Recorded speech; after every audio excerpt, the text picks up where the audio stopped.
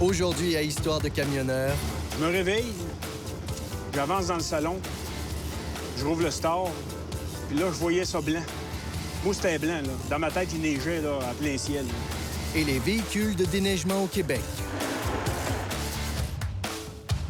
Les bonnes histoires parlent toujours de gens comme vous et moi. Dans les 30 prochaines minutes, nous vous proposons d'entrer dans un monde méconnu, surprenant, insoupçonné et profondément humain. Voici Histoire de camionneur.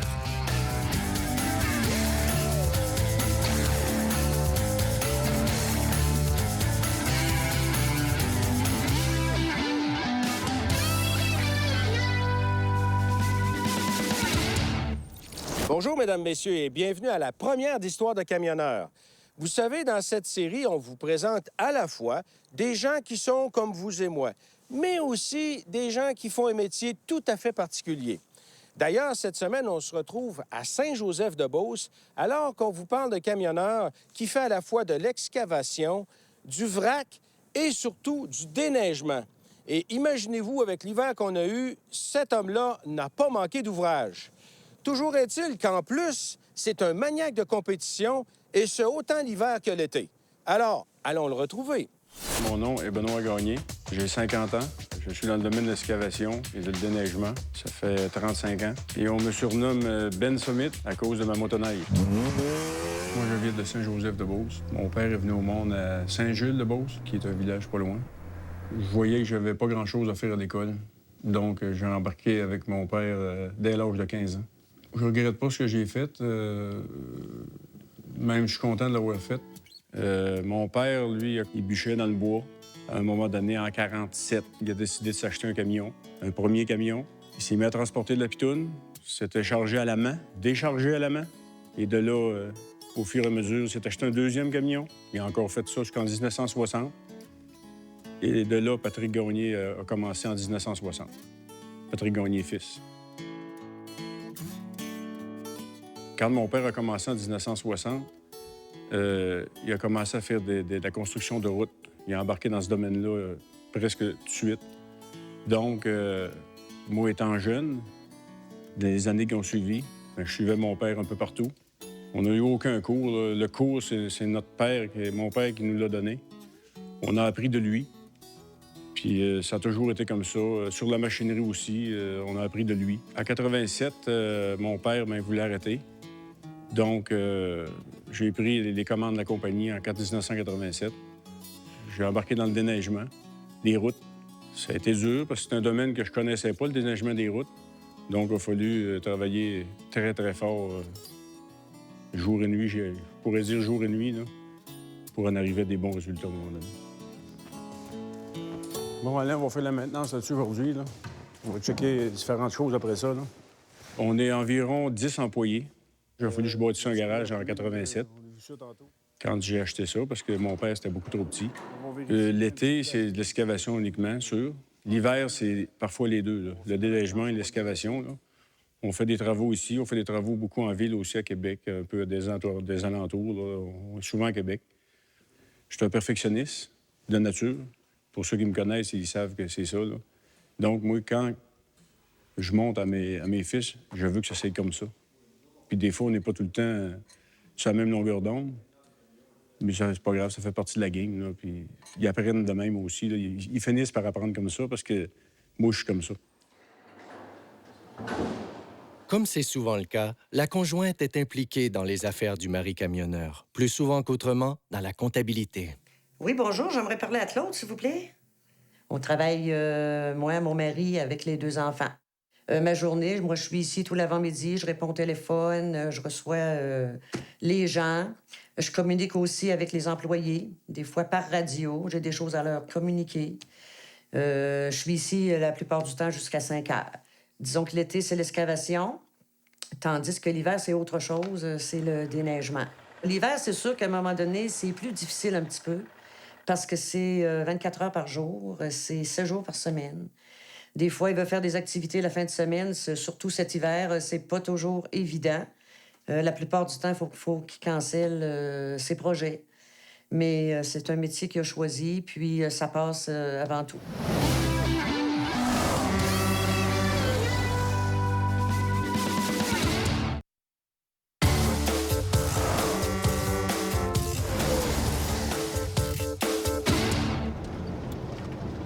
s'en va enlever la neige à la polyvalente Veilleux. Il y a un gros banc de neige en arrière. Ils sont plus capables d'aller dans les entrepôts. Fait que là, la machinerie est rendue là. Pour faire ce travail-là, j'utilise mon camion. C'est un Peterbilt, modèle 357, avec un moteur C13. C'est avec ça qu'on va aller faire notre job.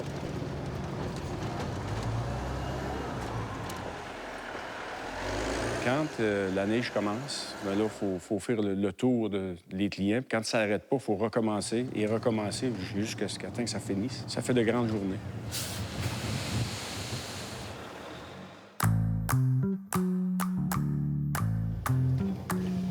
Ouais, je me souviens une fois, on va te faire une job ici en ville, puis on vient au garage le midi.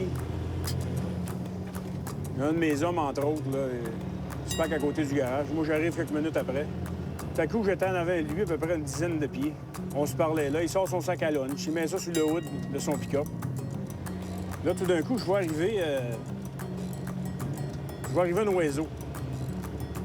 L'oiseau se parque direct, pratiquement au-dessus de lui. Puis là, dans ma tête, il s'est déroulé un film, là, ça n'a pas été trop long. C'est que je parlais avec. Là, lui, il rouvre son thermos.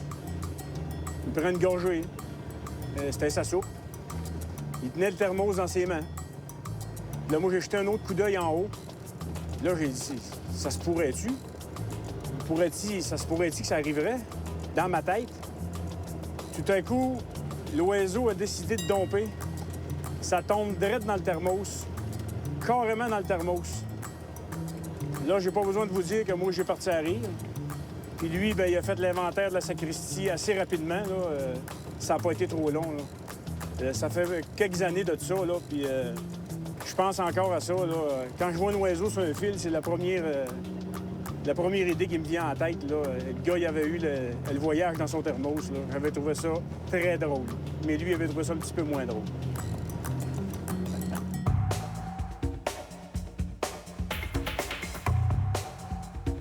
Le partage de la route avec les nombreux camions affectés au déneigement est quelque chose d'acquis au Québec. On ne s'étonne plus de les croiser sur les chemins de campagne, les centres-villes et les autoroutes. Peu d'entre nous savons par contre les spécificités du Code de la sécurité routière et des règlements d'immatriculation à leur égard. C'est le règlement sur l'immatriculation des véhicules routiers du Code de la sécurité routière qui détermine la catégorie des véhicules qui vont effectuer du déneigement. Cette catégorie des véhicules va déterminer si le véhicule a besoin d'une inspection mécanique annuelle et il va déterminer aussi la classe de permis qui va être nécessaire pour conduire ce véhicule-là. Il y a les souffleurs à neige, il y a les véhicules outils et il y a les véhicules de ferme. Un véhicule outil, c'est ce qu'on appelle communément un loader. C'est une chargeuse sur roue qui peut servir aussi bien l'hiver que l'été.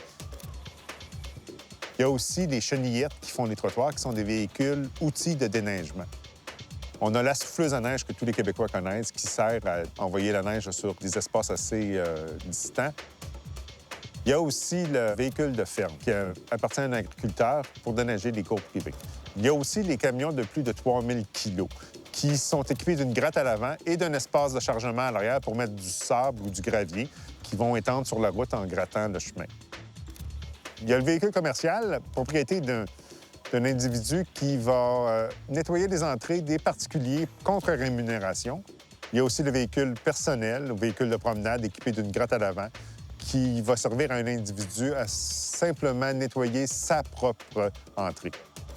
La vérification mécanique annuelle est obligatoire pour les véhicules de déneigement, sauf exception, les véhicules outils de déneigement, les souffleuses et les véhicules de ferme. Si on prend comme exemple ce véhicule ici, qui est un véhicule outil, il n'est pas soumis à une vérification mécanique annuelle. Avant de s'engager sur un chemin public, les déneigeurs privés qui font les entrées des particuliers ou des centres commerciaux, s'ils excèdent 2,60 m de large, comme ici on voit là, sur ces pelles-là, doivent être détenteurs d'un permis spécial de circulation et le conducteur doit l'avoir sur lui en tout temps. Quand un véhicule de déneigement circule avec un permis spécial, il y a des règles de visibilité à respecter. Il doit être équipé d'un feu clignotant ou de plusieurs feux clignotants ou pivotants pour qu'il soit visible à 360 degrés tout le tour du véhicule. De plus, il faut que les phares avant soient allumés en tout temps. Les opérations de déneigement sont devenues chose courante pour les usagers de la route au Québec. Cependant, ces opérations comportent toujours un risque pour les usagers de la route. Alors, la vigilance et la prudence est toujours de mise.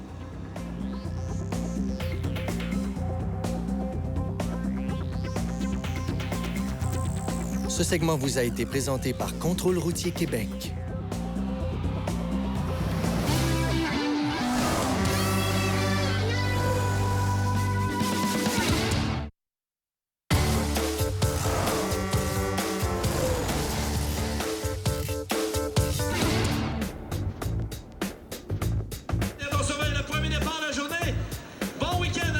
C'est parti.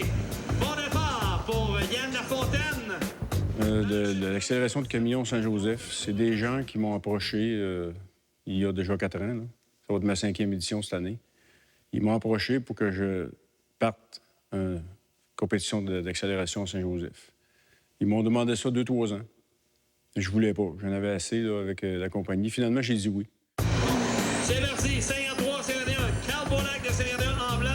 Roger Mathieu, 53 en doré. Et pourquoi j'ai fait ça? Premièrement, j'aime le domaine du camionnage. J'aime le domaine de la course, parce que je n'en fais moi-même. La deuxième raison pourquoi j'ai fait ça, c'était pour venir en aide aussi avec du monde dans le besoin.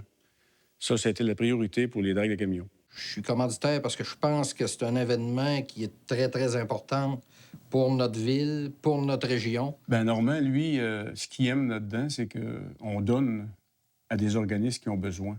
Benoît, c'est un gars qui a toujours eu des projets. Puis quand il y en a eu des projets, il les a toujours menés à bien. Il a toujours pris les moyens qu'il fallait pour réussir et pour en arriver à ses objectifs. Monsieur Yvan Roy s'énerve! Ouais, ça, j'aime ça! On a commencé ça bien petit. C'est rendu plus gros que je pensais, là.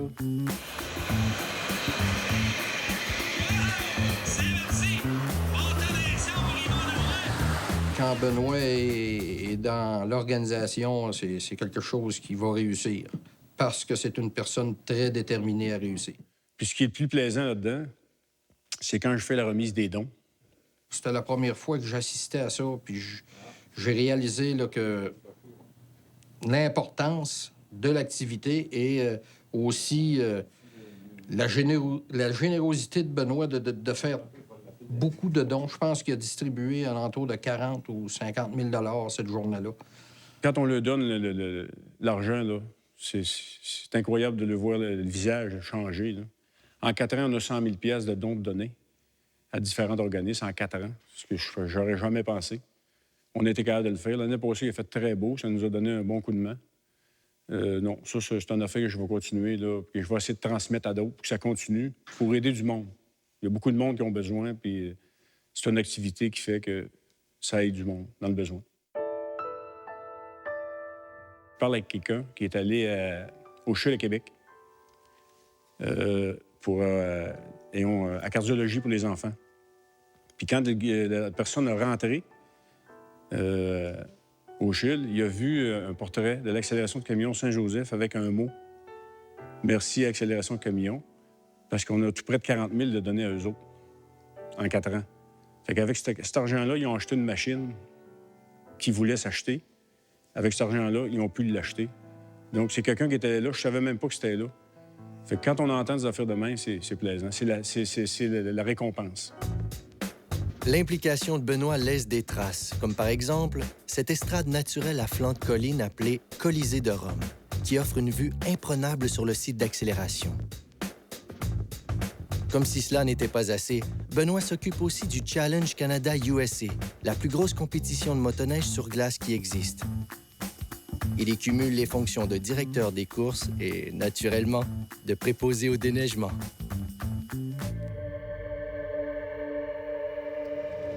Oui, je me souviens, quand je déneigeais les routes, le ministère des Transports, on avait eu une grosse tempête, puis ça faisait 3 ou 4 jours. Moi, ça faisait 4 jours que j'étais debout. J'étais pas mal fatigué. Fait que cette semaine-là, c'est moi qui étais sur la patrouille. Puis on finit la tempête le soir. Tout était beau, tout était correct. Puis c'était doux. La température avait radouci une petite affaire. Et moi, je me couche, il est environ minuit le soir. Là, c'est moi qui surveillais la nuit, qui fait la patrouille. Je me réveille vers 3 heures du matin. J'avais mis mon cadran parce qu'il annonçait peut-être des averses de neige, puis en tout cas. Je me réveille, j'avance dans le salon, je rouvre le store, puis là, je voyais ça blanc. Dans ma tête, il neigeait là, à plein ciel. Je prends le téléphone, appelle mes hommes. Vite, les gars descendaient à Vallée. On prenait le sable ici à la Vallée-Jonction, au ministère des Transports. J'appelle les gars se lèvent. Ils descendent, ils s'en viennent au garage. Ils prennent chacun le charrue, puis les 5 charrues, puis ça part. Les gars, quand ils s'en venaient au garage, ils m'ont dit ça par après. Là. Ils se demandaient, pour moi, le boss, il a fumé du bon. Il neige pas. Les gars, ils arrivent au ministère à Vallée. Le gars qui faisait la patrouille, le gars de nuit qui était là, il dit, les gars, si vous venez faire ici, il dit, le boss nous a dit qu'il neigeait. On est descendu charruer. Fait que là, ils m'ont téléphoné. Moi, je m'étais recouché, puis j'étais fatigué. Les gars m'appellent, ils ont dit, hey, Benoît, c'est de la brume qu'il y a dehors, c'est pas de la neige. Puis moi, ben, je pensais que c'était de la neige. Fait que ça, j'avais trouvé ça ben drôle puis pas drôle. Les gars m'ont agacé longtemps, ils m'ont taquiné longtemps, là. Après ça, là, quand je les appelais, ils me demandaient, ils me disaient, tu sûr que c'est de la neige, là? Ben de la brume. Ça a été bien drôle, ça, cette affaire-là.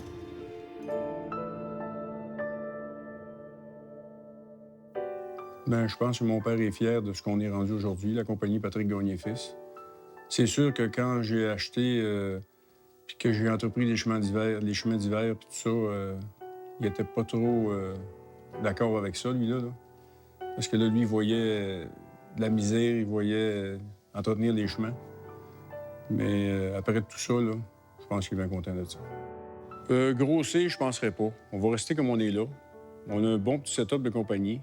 Je m'attends un jour que les jeunes vont prendre la relève de la compagnie. On essaie de se diriger dans ce sens-là. Quand on s'en va sur l'autoroute, il y a souvent des morceaux de semelle de pneus de camion. Est-ce que c'est dangereux au moment où je dépasse un camion? La principale raison qu'on retrouve tant de semelles de pneus sur nos routes, c'est en premier lieu que le nombre de réchappages est nettement exagéré de la part des transporteurs. Un pneu neuf ne perd jamais sa semelle. On peut le faire échapper 1 fois, 2 fois, mais la 3e fois, là, souvent, est de trop. En plus, si on a des températures élevées et un chargement le moindrement élevé, c'est risqué de faire une 3e semelle. Pour ce qui est du danger pour les conducteurs, oui, c'est vrai, c'est très dangereux de suivre un camion de proche. Le pneu peut décaper à n'importe quel moment puis occasionner un accident.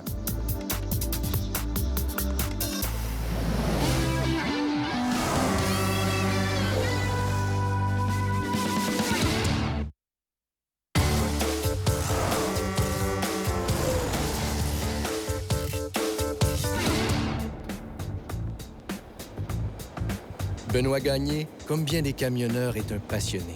Et malgré les nombreuses responsabilités imposées par ses fonctions de propriétaire, il demeure un amoureux de son métier et de la liberté que cela lui procure.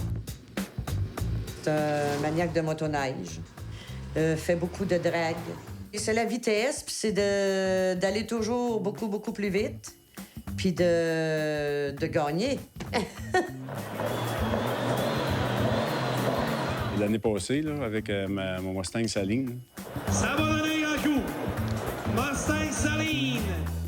Je m'étais essayé avec Éric Bouchard, puis faut dire qu'il faut dire qu'est-ce qu'il faut dire, c'est que c'est des camions qui sont beaucoup de puissance. Beaucoup de puissance. C'est un petit défi que Éric m'avait lancé. Puis moi, ben... Hein? Avec ma Mustang, il n'y aura pas de problème. Mais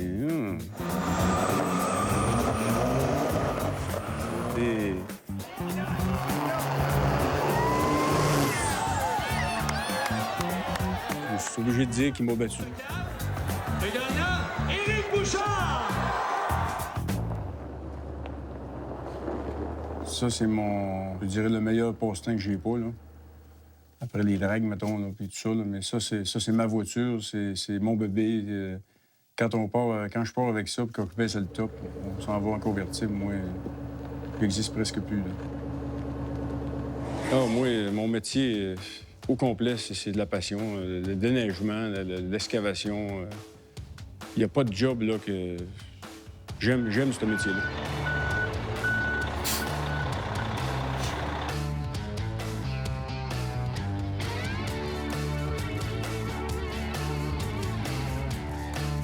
Oui, j'aimerais inviter tout le monde aux compétitions de tir et d'accélération de camions qui auront lieu à Saint-Joseph-de-Beauce le 29, 30, 31 août 2008.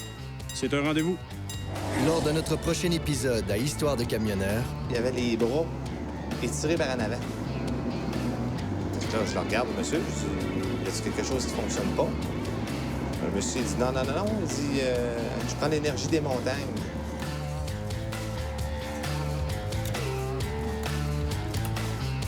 Enfin.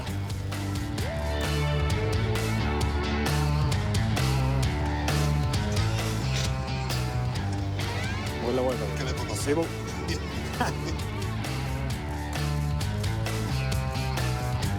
Il doit être équipé de feux clignotants ou de feux pivotants qui sont visibles tout le tour du véhicule. C'est tout.